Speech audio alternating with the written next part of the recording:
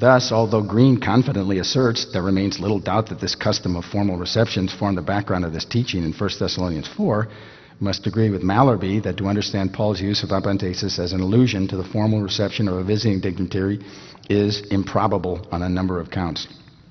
Crosby is clear. Pedersen was incorrect in reading Hellenistic formal reception into 1 Thessalonians 4, 13 through 17. The text does not support his assertion that Paul's use of apantesis in 4:17 brings with it the entire baggage of the custom of greeting dignitaries. Likewise, Joseph Plevick argues that Pedersen's argument is weak, since the expression apantesis or eis apantesis is neither limited to Hellenistic parousias, nor does it always suggest a bringing in. So the term apantesis, considered on its own, apart from a context of formal receptions, is not well attested as a technical term, at least in the full technical sense. It is a matter of some sharp disagreement, to say the least, as to whether the full presumed technical meaning, even if it does exist, should be understood here in 1 Thessalonians 4:17. Now, some of the advocates of the full technical meaning of apantesis have appealed to other instances of apantesis in the New Testament to support their conclusions.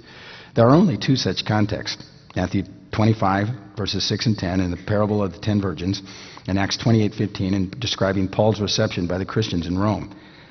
However, even a quick glance at these uses and the arguments used to defend the technical meaning of apantesis will reveal that the advocates of the technical meaning are engaged in some special pleading.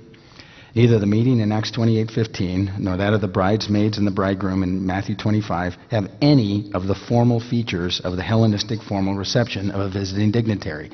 In other words, we would expect to see some of those very standard sort of formal aspects of this meeting in these uses, but none of them are there. It is clearly the context and the historical circumstances of the situation being described that determine the direction the parties traveled after their meeting. With respect to the use in Matthew 25, Rossing suggests the term meet indicates the bridegroom goes with the bridesmaids. Oh, I'm sorry, I skipped some. I didn't mean to do that. Let me back up. Right where footnote 22 is. These uses, again, emphasize that it is context that determines the features of the meeting and whether or not one sees in that meeting the features of the so-called Hellenistic formal receptions. So while it is true that the Christians greeting Paul did not change directions, this is Rossing's assertion, and return to where Paul came from, he was, after all, on his way to Rome. That in no way is a matter to be determined by the meaning of apantesis. Now drop down. With respect to the use in Matthew 25, Rossing suggests that the term meet indicates that the bridegroom goes with the bridesmaids into the house from where they came, where everyone is waiting for him. But there's nothing in the text that indicates this. In fact, following the pattern of ancient wedding customs, the event pictured would probably be that of the bridegroom returning to his father's house with his bride. Far from describing the formal reception of a dignitary, the meeting indicated in Matthew 25 is rather unique, even for the setting indicated by the parable. In other words, the point is that the bridesmaids that were met weren't, where they ought to be, or doing what they're supposed to be doing, maybe some of them. In other words, the meeting between the bridegroom and the bridesmaids has some odd features. They should not be regarded, that would not be regular or expected features of a typical wedding party meeting of the day. It happened at midnight. It was delayed for unspecified reasons. It happened suddenly, taking the bridesmaids by surprise when it did come. None of the features of the supposed technical meaning of apantesis fits this context. It would be equally in error to suppose that any of these odd features of this meeting can be attached to the meaning of apantesis. In short, when apantesis is used in any context, it is the description of the meeting itself in these texts where the term appears that tells us more about the meeting than the term apantesin does by itself.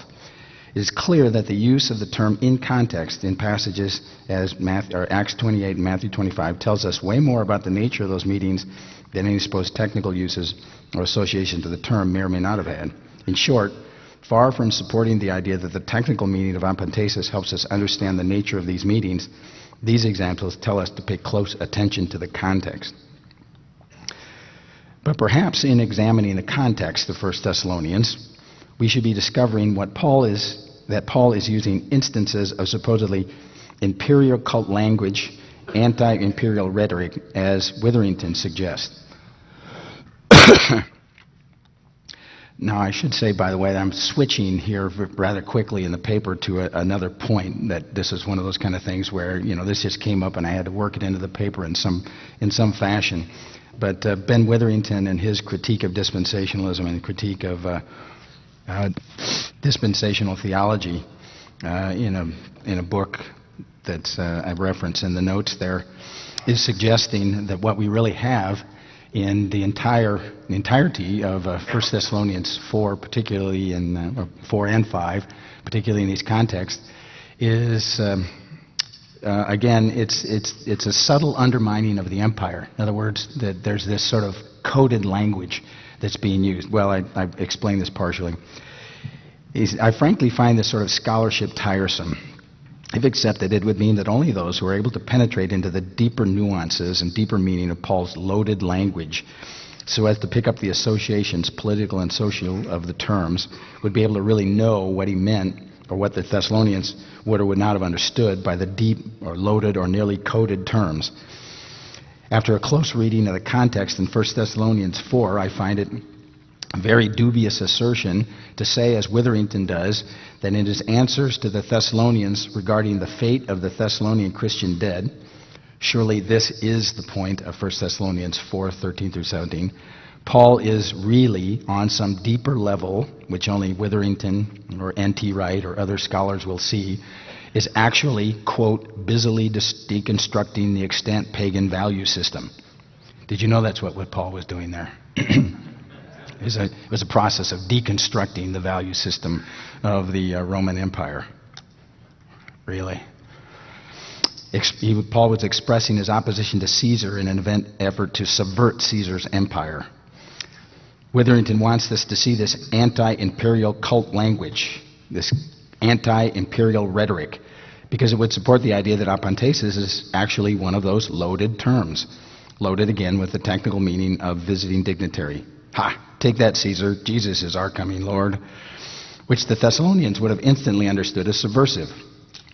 I may be mistaken here, but I really think I've drawn Witherington's point fairly, if simply, and I find it again dubious. I honestly do not see Paul trying to make deep points about subverting the empire by the use of anti-imperial rhetoric, in this context at least, nor is he busy co-opting imperial rhetoric and applying it to Jesus. He's just trying to comfort believers concerning the ones who have died. Will they miss the catching away at the coming of the Lord? Paul says no. They definitely will not miss it. Be comforted. He doesn't need, and I for one do not find any, quote, deeply nuanced anti-imperial rhetoric to say that. You get the point on that one? I don't know if I really made that well, but the point is that you see these scholars and they say, oh, this is this deep language, and you got to be one of the Illuminati to really understand what the apostles were saying here. And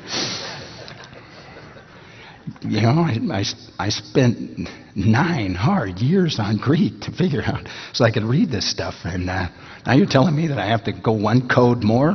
No, I can tell. Again, I'm a pastor, and I think Paul was a pastor, and he was concerned about people who had died. I guess people were concerned about doing that. He's trying to comfort them. He's no more got Rome in mind than we have. Well, I guess we do have Washington, D.C. in mind, but nevertheless, that's not a good argument. No, I mean, the point is that this is the kind of stuff. Do you ever get tired of that sort of thing? Like these guys are the only ones that knew. After 2,000 years, we finally figure out what Paul was really saying. Really? I don't buy it. That's why I'm here at this meeting, and I'm not at some other meeting. Thank you for inviting me.